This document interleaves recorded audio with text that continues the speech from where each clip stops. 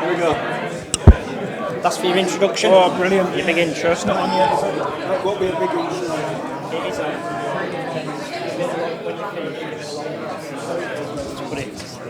How do I get it back on when I'm doing a Q&A? Well, we've got a Q&A, man. I think Aaron might get it from the audience. Perfect. Yeah. Right.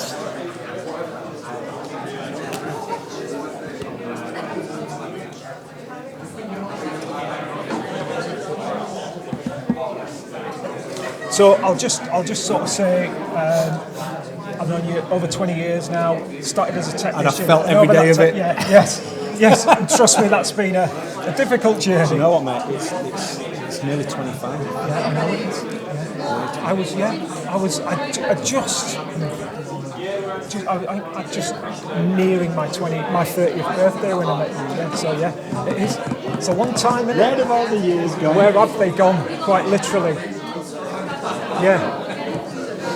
Blood, sweat and tears, mainly tears. And a lot of blood. Yeah. Yes. I do remember that time. I'm not going to regale it, but I do remember that time you nearly killed me in the gym. I'll never forget it. What, the mouse? Yes. Oh God, that was terrible. Can you show me how to do this? Do you know what? That was probably the start of your tennis elbow. Yes, that's it. It's my your fault. fault. My Yeah. fault. Yeah. Yeah, it's your fault.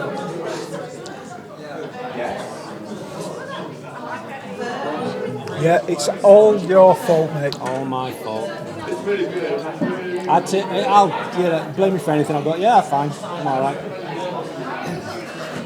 I'll take that. You have no choice, mate. This is it. Again, just sit back and just take it. Let it wash over me. At my age, I'm Teflon coat. Yes. Nothing sticks. Well, this is it, isn't it? This is it. The older you get. I forgot. Do you want me to give you a 10-minute, 5-minute warning? Just look over me.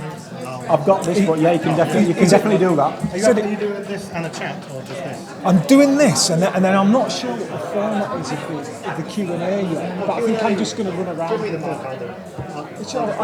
I'm happy to do it as well, unless we've got. Yeah, please don't deny me. You'll hear me wheezing on the microphone. Oh yeah, well, if your time's fine, but I'll just let you know 10, 5 minutes. Perfect. He's great. He reminds me of Rob. Yeah.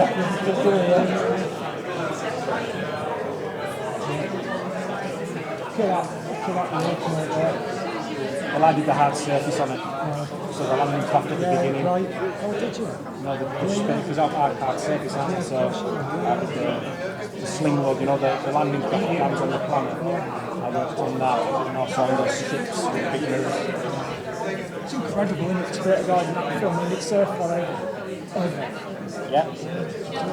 Long after you're gone now, bucket list. Long after I'm gone. Long after you're gone, mate. 2026. Please don't. Please don't, mate. Can't take any more than to go. Yeah, whenever you're ready. Hello.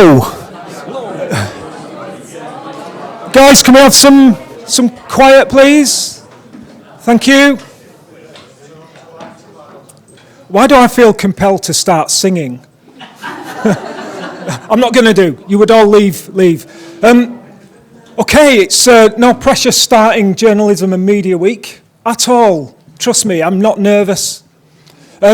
So, I've known Ian for over 20 years, and I would say that's blood, sweat and tears. Mainly tears, but I'm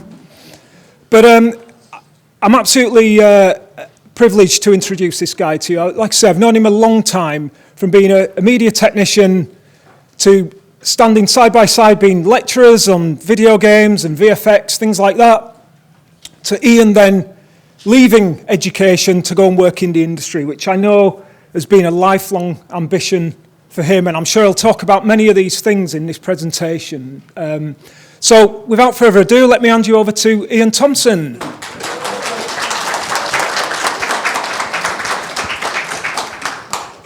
Hello. I have to get used to holding a microphone, so just bear with me.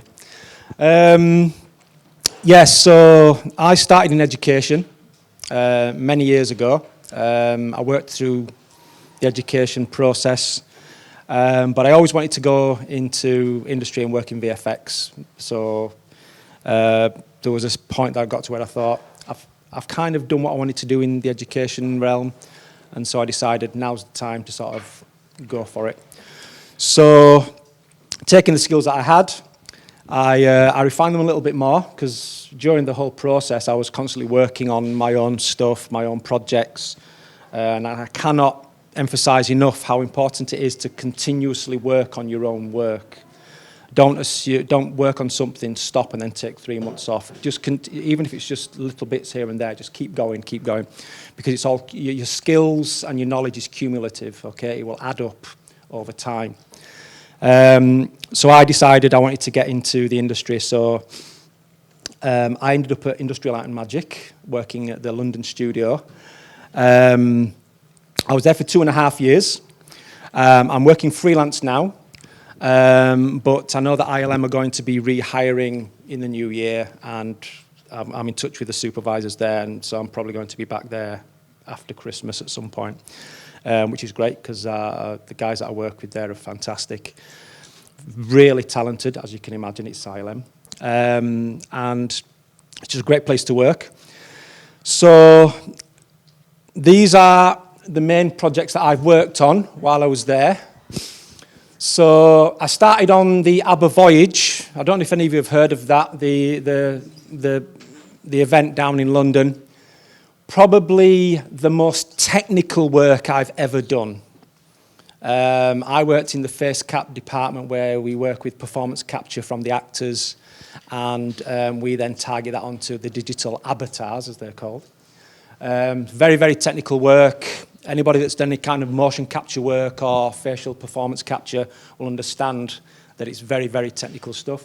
Very difficult, using proprietary in-house software that's not available outside of the company itself, so there's a very steep learning curve. Then I moved on to, let's see, which was next? Avatar. So Avatar 2, I worked on that as a hard surface modeler.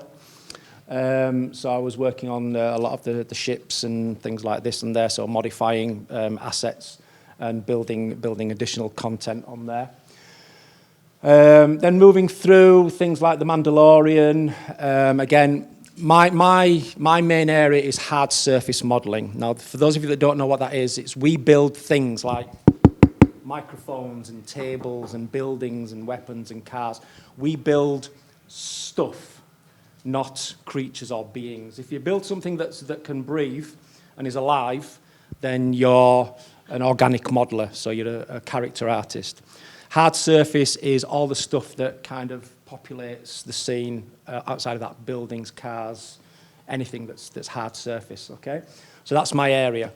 So when we worked on The Mandalorian, we built Coruscant, which is the planet Coruscant. Me and a small team, linked to some guys in San Francisco, we built the buildings there for that. So if you see that scene where they're flying through Coruscant, you've got all the skyscrapers, you're welcome.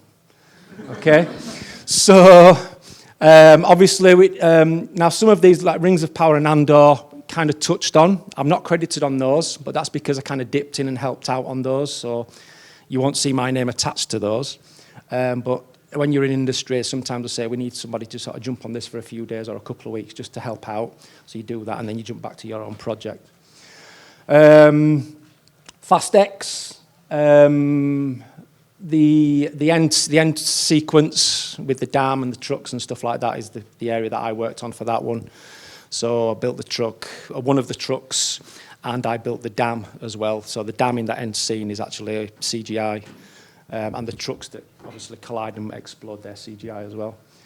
The Marvels, I did a lot of corrective work on that, so a lot of the stuff was already done. So when stuff breaks, or you need to, a character's animation and their elbow ends up over there somewhere, then we have to do what's called corrective, so we have to fix things that break. So I did a lot of work on that. And then finally, Quiet Place, which is the most recent one that was out, that is mainly buildings. So the downtown area where the aliens land, I don't know if you've seen the film, but where the aliens land, the buildings and like Chinatown, all that kind of stuff. There was me and a very large team working on creating all the buildings and the streets and things like this for the destruction and that sort of thing. So they're the sorts of things that I've been working on. Obviously, little bits here that you dip in and out of to help out with other artists and things like this. But effectively, it's a good mix. And what you want is a good mix of projects to work on as well. So, anybody here interested in getting into the VFX industry? Show of hands. I'll talk directly to you then. Okay. For those of you that are interested anyway, even at a pure interest. Lots of different roles, depending on what skills you have or what skills you want to take forward, there's probably a role for you. Now, usually there's two ways in. Those two routes are 2D and 3D. 3D, obvious, building models, building stuff, building environments, characters and buildings and props and these sorts of things. So the 3D entry route. Then you've got the 2D route, where you get into things like digital map painting, painting backgrounds for photographic backgrounds, compositing. So if anybody here likes working in programs like After Effects, okay, that's a compositor, okay. Obviously in industry it's mainly nuke, but at the end of the day, if you're a 2D artist, you like working in 2D, then usually getting into VFX, you'd look at map painting for backgrounds, texture artists, or looking at things like compositing and that kind of thing. But you can see there's a whole list of areas here. People who are very technically minded and like maybe they've got an idea about computer sciences or they like the more technical aspects, things like rigging, where you're building character armatures for animators and things like this, very technical work. Obviously, you've got the effects and CFX, which is like hair and cloth and this kind of thing for characters. So FX is any kind of natural phenomena like wind, rain, storms, explosions, that kind of thing, water, that comes under effects. CFX is character effects. That's where you get your hair, your fur, your cloth, that sort of thing, okay? So you can see lots of variety there, depending on kind of where you want to go, really. Personal qualities.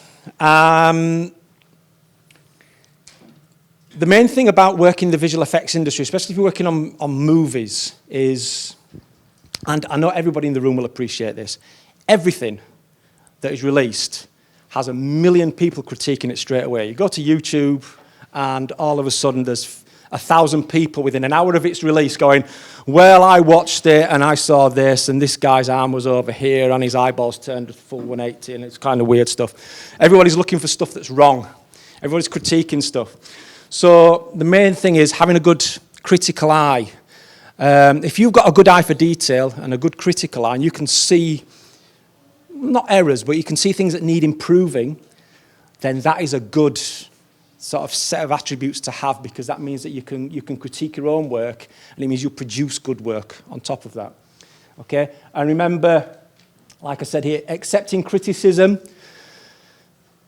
In the industry, like anything else, everything you do is critiqued, and it's critiqued for a reason, because it has to be as close to perfect as it can possibly be. Because, again, once it's released, it will be judged for decades. There's people today still judging and critiquing the original Star Wars movie from 1977, going, well, they could have done this, they could have. And if they're doing that from the 70s, believe me, they'll be doing it from stuff now. So that's why it has to be as close to perfect as possible, okay? If it isn't as close to perfect as possible, my advice is don't blame the artist, because the artist doesn't have the final say.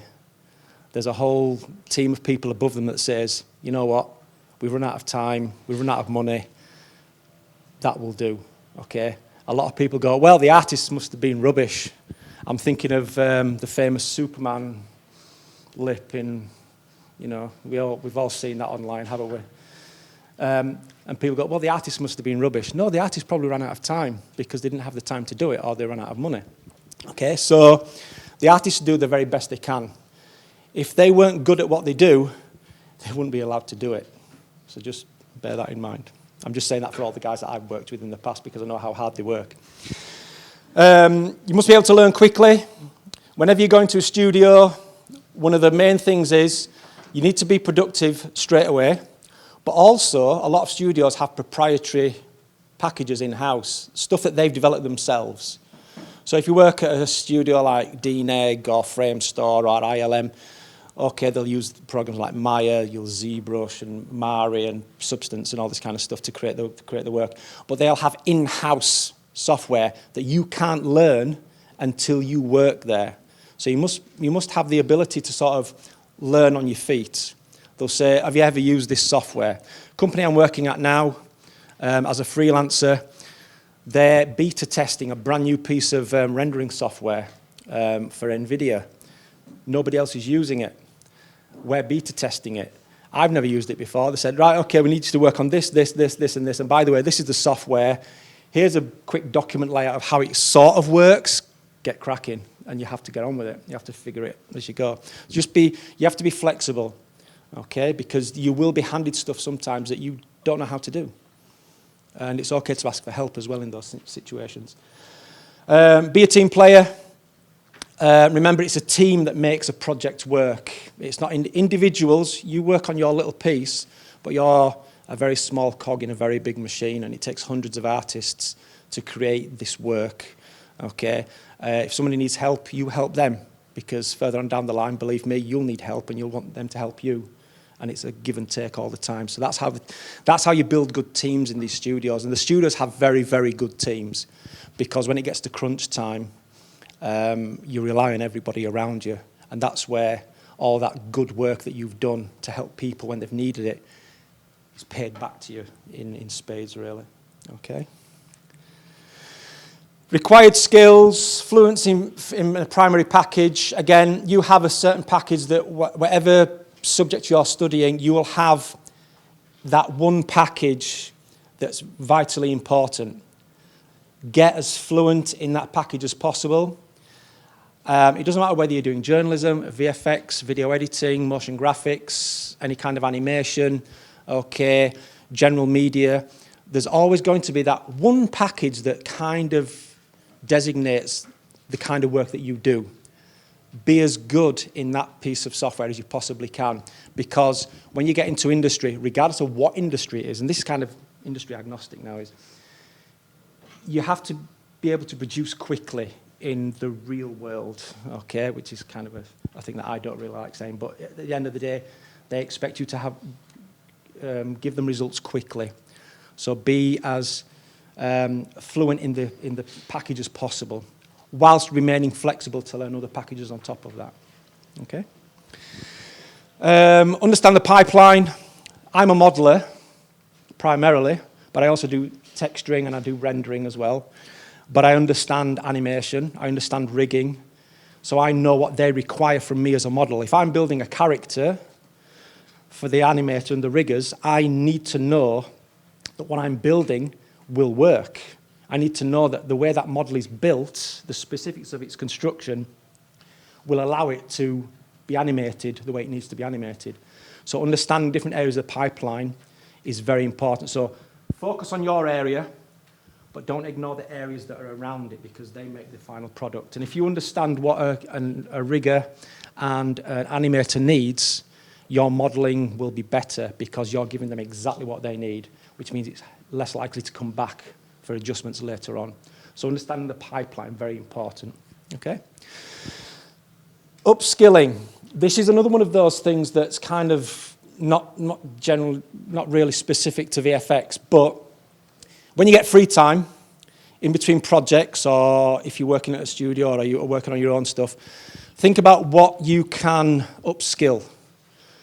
Now, when I talk about upskilling, the first thing people think is, well, what package? It doesn't have to be a package. It can be a tool within that package.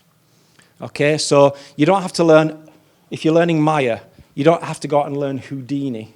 Okay, you could learn certain tools inside of Maya to make you quicker at creating the content that you need. So when you think about upskilling, it's not always about package. You can just say tool. I've never used this tool before. What can I do with it? How can I leverage it in my favor? Okay? So, again, not necessarily specifically to VFX, but to anything really. You've got certain packages that you use. Maybe there's certain tools in that package you've never used.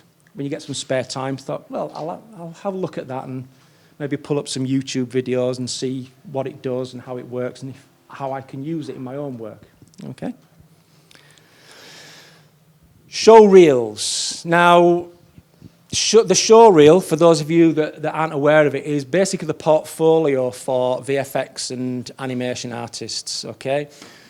Everybody has a portfolio of some kind, or you should be working on a portfolio, you should have something created. But the show reel is where you, as an artist, would put your best work, and it's the advert for your skill set, okay? And there's no two ways about this. The single most important piece of work you will ever create in your career is your reel. Bar none. Absolutely bar none. If your show reel isn't up to scratch, it's not going to happen. And your show reel is where that critical eye comes into place, because you have to make sure that what's on your reel is your absolute best work, okay? Now, I'll just jump through these, but greatest piece of work first. So you've got a piece of work and you go, that's the best thing I've ever done. It's amazing. It's absolutely fantastic. Bang. That's the first thing that they see. Hit them hard and fast. This is it. Blow their minds, okay? Focus on quality over quantity, and that kind of links to this here. Maximum of 60 to 90 seconds is fine for a reel, for a personal reel, okay? I've seen reels that got people into industry that last 10 seconds. They don't have to be massively long. In fact, I saw one piece of work that was a single image, and got a guy working at ILM. He posted one image online, and it got him the role. He then worked on Iron Man 2, okay, because he did his own version of War Machine for Iron Man, and they liked it so much they hired him. And that was a single image that he posted on his site, and that was it. And now he was at ILM, and he basically designed War Machine for ILM. Okay? Be proud of your reel. Be happy with it. If you're not happy with it and you're not proud of it, why should anybody else be? Okay? It's got to be stuff that you're really passionate about. Do not include unfinished work. Everything on there needs to be finished and finalled. Easy to share and access.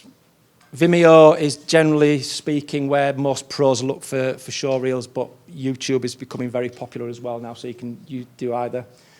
Be specific of the role you're applying for. If you're a modeler, make sure it's plenty of models, okay? If you're a modeler, then you don't want lots of explosions on there, because it kind of sends out, well, is this guy modeling, or is he doing effects, or is he doing this, or, you know, so make sure that it's clear what you're actually promoting yourself as.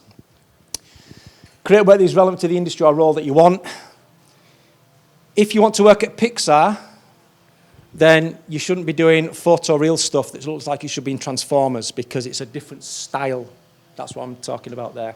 If you want to do Pixar type work, then your work should be Pixar in a Pixar style. If you want to do photo reel stuff like you would see in an Avengers movie or something like this, then make sure it's photo reel. You want to make sure that it's very specific so they can see straight away, this is the kind of work we do. I've seen people send models of dragons and dinosaurs to companies that specialize in environments. It's like, well, it's very impressive, but we do environments, we don't build dragons, so it's not really relevant to us. So be aware of where you're sending it and why you're sending it to certain studios, and be specific about what you want to do. Worldwide competition, especially now with remote and hybrid working, you are, I'm not going to say up against, but you're alongside people around the world right now, okay? Because people can work remotely. I work remotely largely now. So a few years ago it was different, but now it is global. So it's not just a case, you're not competing. Again, I'm not really keen on that thing, because you're not competing. You're kind of saying, this is me, am I suitable? Do I produce what you want to produce? But you have to make sure that you're aware of what's going around. Check out other people's sites. ArtStation is great. Look at ArtStation. Look what artists are doing on ArtStation, and say to yourself, well, where does my work compare to that? that's brilliant. I want to do something like that. You can get inspired by it as well. And don't get disheartened by looking at stuff on Artsy, because it can really destroy your motivation if you're not careful. You go on there and you think, this is just insane what this person's produced. You know, some people have a natural talent, but they want to do different things.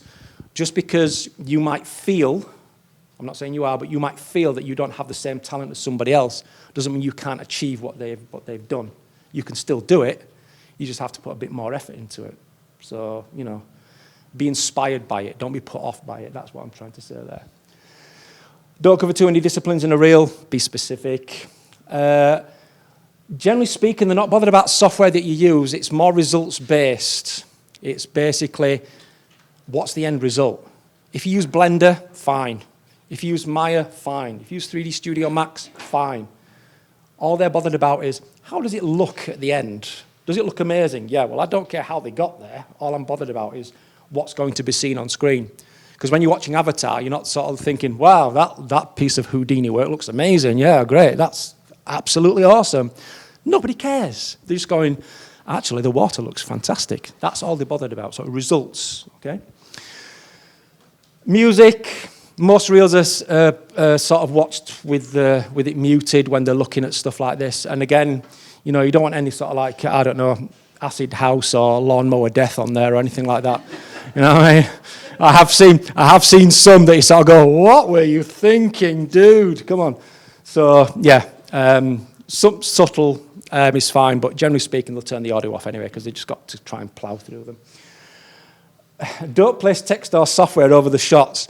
I've seen this more than a few times. You'll put the icons at the bottom of the screen to show, well, this is Houdini, my and you can see the shot there.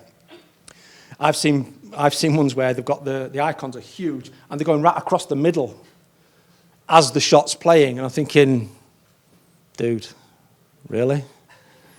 I mean, really? Again, eye for detail, although it's not really a detail, is it? It was quite obvious to see. So yeah, best work. Keep it short. If you're not proud of it, don't put it on.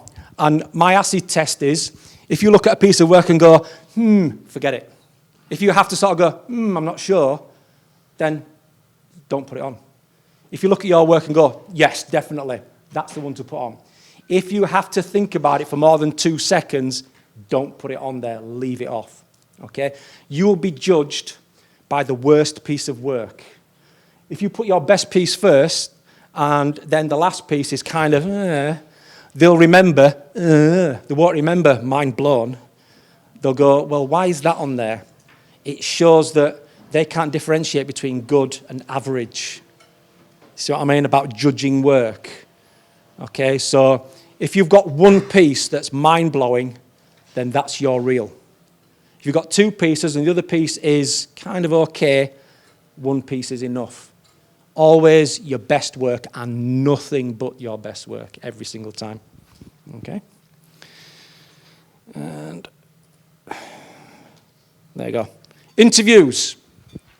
Now, this is kind of going to be, this can be kind of general as well. Interview will play through your reel, ask you questions. How do you achieve your final image? Be prepared to talk about your shots. Be prepared to try and think back. If it's a while since you did it, think back and ask yourself, how did I do that? Because they'll probably ask, okay? How long did it take to achieve? It is okay to say in an interview, I don't know. Don't try and bamboozle them. These people have seen it all, okay? If you don't know, say, I don't really know, I've not really covered that area, but I found it interesting and I've been thinking about maybe trying to do something in there. Show that you're interested in maybe looking at that area, okay? They don't expect you, especially a graduate, you've got no experience. They don't expect you to know everything.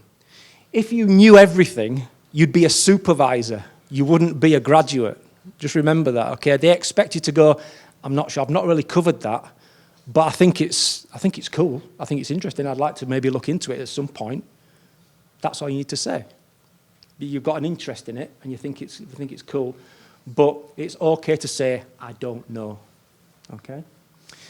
Don't read from a script. It's a conversation, Get used to having conversations. My experience with young people, especially people fresh out of university, is they find it difficult to converse. And I know it sounds weird, but I'm going to say something quite contentious now. I think social media's got a lot to do with it. Because people have kind of almost lost that face-to-face.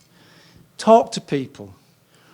When you get your friends down and kind of mimic an interview, sort of say, well, how would you say, and get used to just talking about yourself. And I mean talking about yourself in a professional sense, not just talking about sense about going out on a Saturday night and getting completely wasted.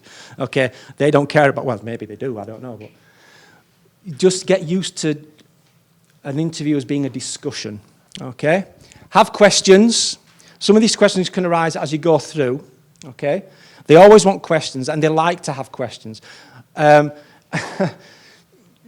ask about how much it pays, okay? When you've got some experience and a few years behind you and you're working freelance, then it's okay to ask about how much it pays, okay? But when you're starting off, they're more interested in you asking about maybe the culture, about learning, about additional training once you're in the company, because a lot of companies are big on training people to have them move through the ranks to become leads and supervisors and senior supervisors and things like this. This is one of my big ones here. Try to find out who's going to be interviewing you. Hit their LinkedIn. Do a bit of research on the individual. Look at their interests. Ask yourself, oh, this person worked here and here and here. Oh, they've worked on this, this, and this. Oh, that's great. Gives you a conversation point. That helps the conversation, which goes back to a previous point, because you've got something to talk about, because you're aware of the person or persons who are going to be conducting the interview. You know? There's nothing wrong with researching them. They'll be doing the same to you. They'll be researching you. They'll be checking out your LinkedIn. They'll be checking out your art station or any posts that you've made, things like this, to get an idea of who you are, okay? The interview is for the team to see who you are. If you get an interview, your reel has worked, because your reel is to get you the interview. The reel has told them, you do the kind of work that they want. They like the work that you do. So they're happy with that, and they're going, this looks really good. We need to see more of this person. So if you get the interview, they already like your work. Okay? Bear that in mind. The interview is, what's this person like?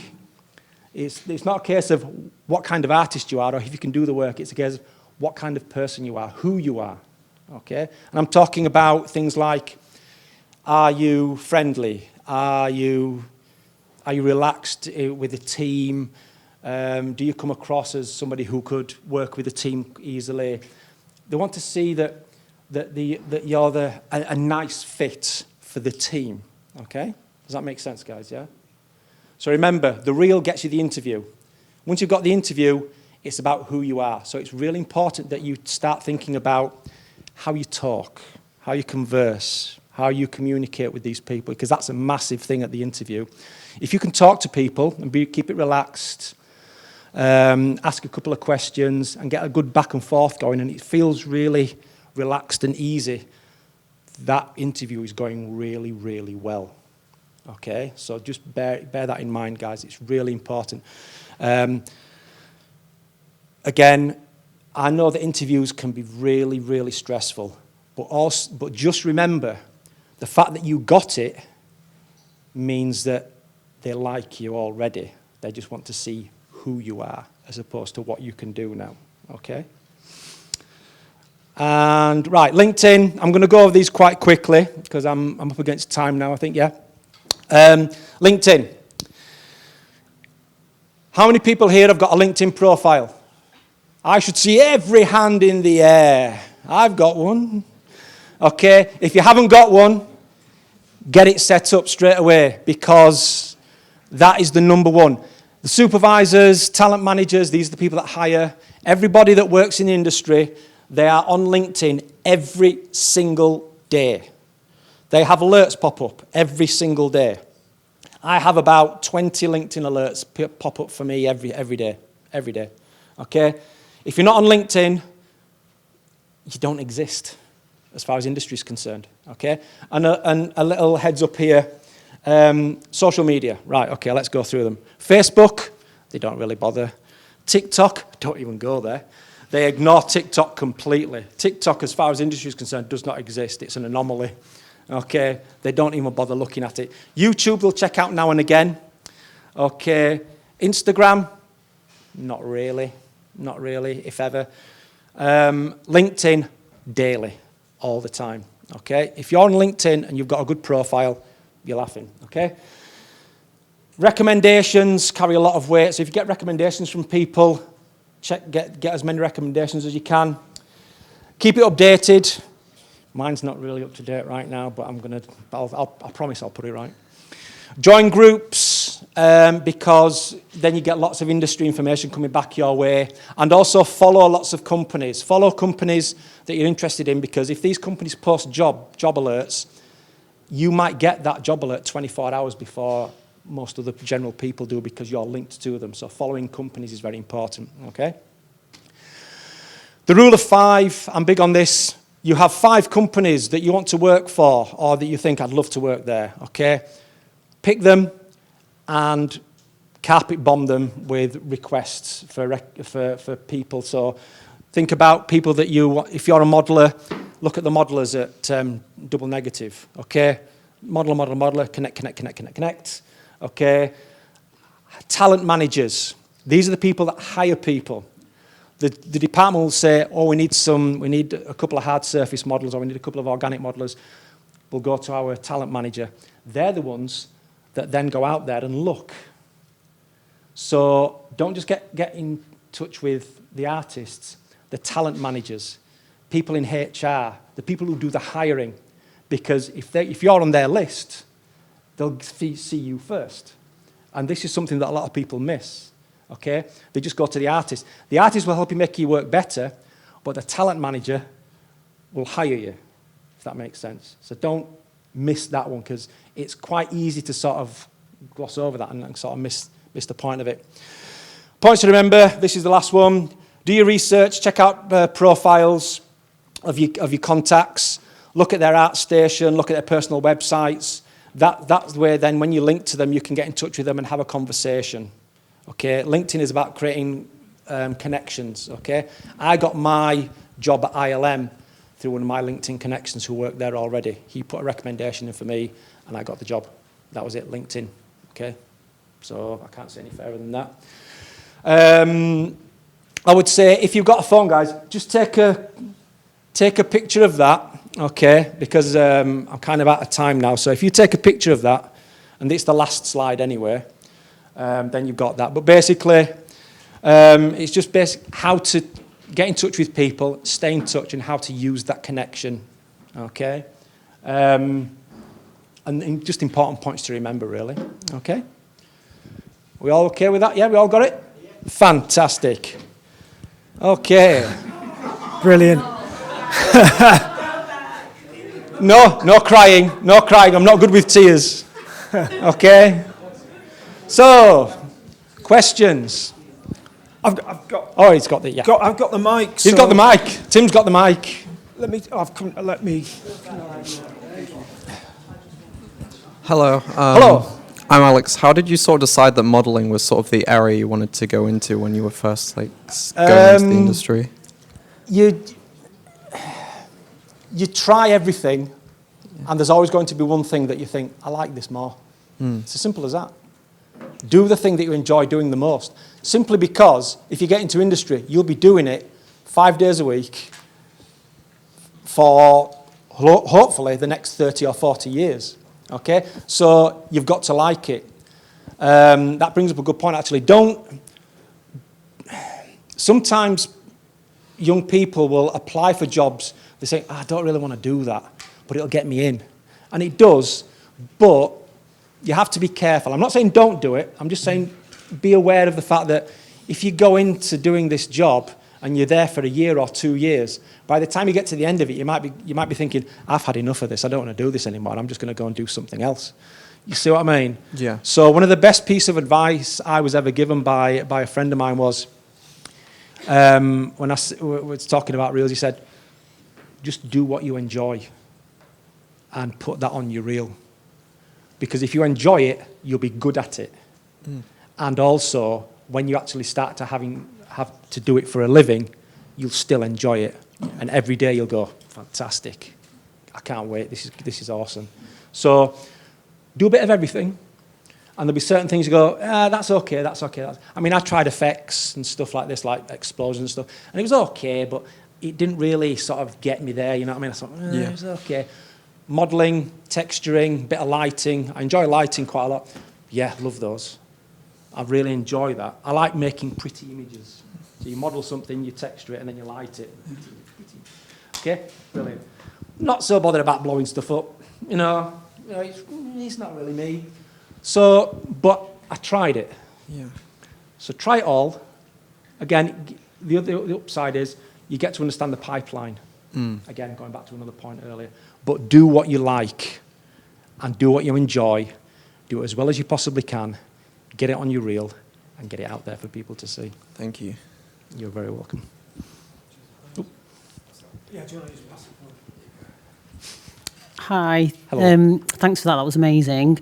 I'm Raj. My question's more about the actual industry itself a little Yes. bit. So how do you see, with like the emergence of AI, Yeah. and, obviously... I expected an AI question at some point, yeah. Yeah, well, obviously, like... The AI it's- told me it was coming.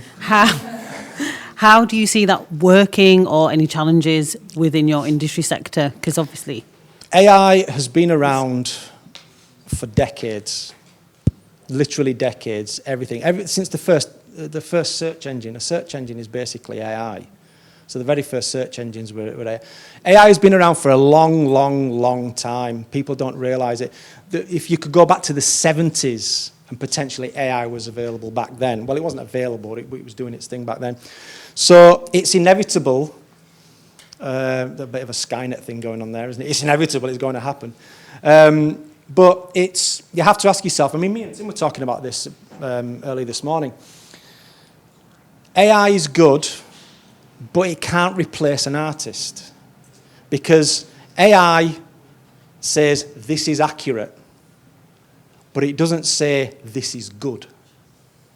There's a difference between something being accurate and something being good. It's like we were saying about photography. Two people take the same picture. One looks amazing and one looks kind of, well, I'm not sure, it's not quite as good as the other one. What's the difference? The eye of the person taking the picture.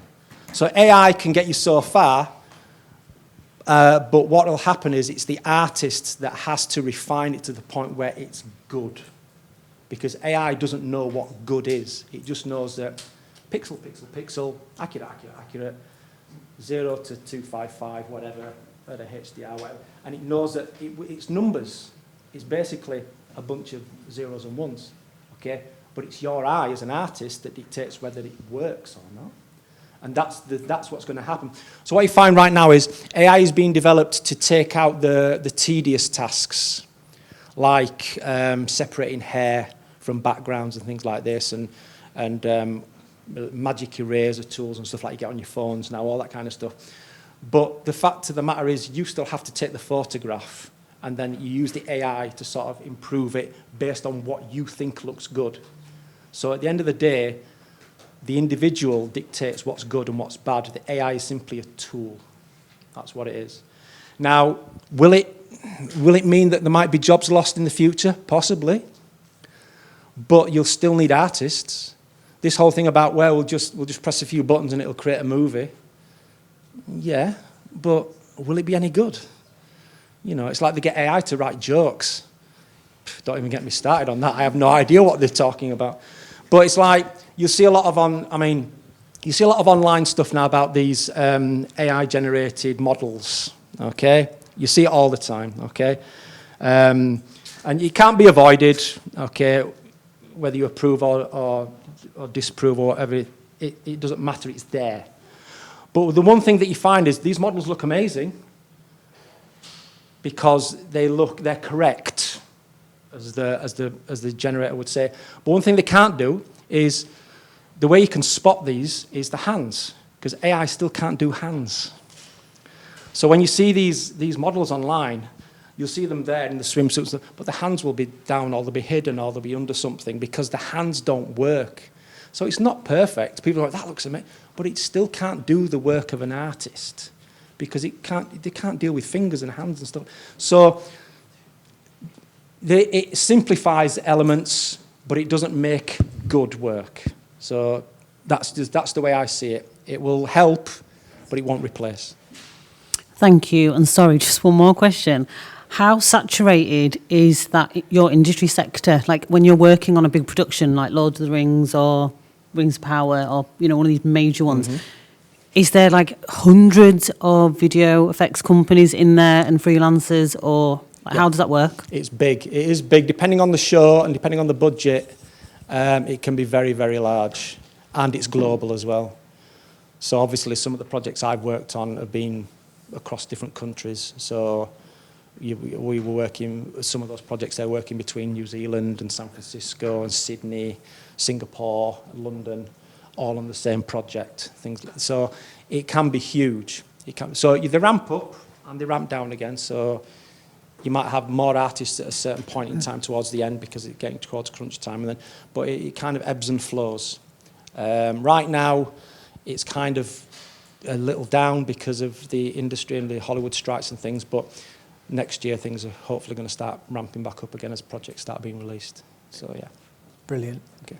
Thanks, Ian. Ian, Thank you. Just going to put you on the spot. Just a second. I'm just going to put you on the spot. You spoke about reels. How long is your reel? 4 minutes. 4 minutes. Too long. Too long. I'm afraid. It's too long. So, we've run out of time for questions. I was going to just put him on the spot and say, let's end by showing his reel, because I think that would be the end. But 4 minutes is too long. 4 minutes too long. So you're going to have to add him on LinkedIn, I think, is what you're going to have to do. And again, try him out on that one. Yeah, big round of applause for Ian then. Thank you.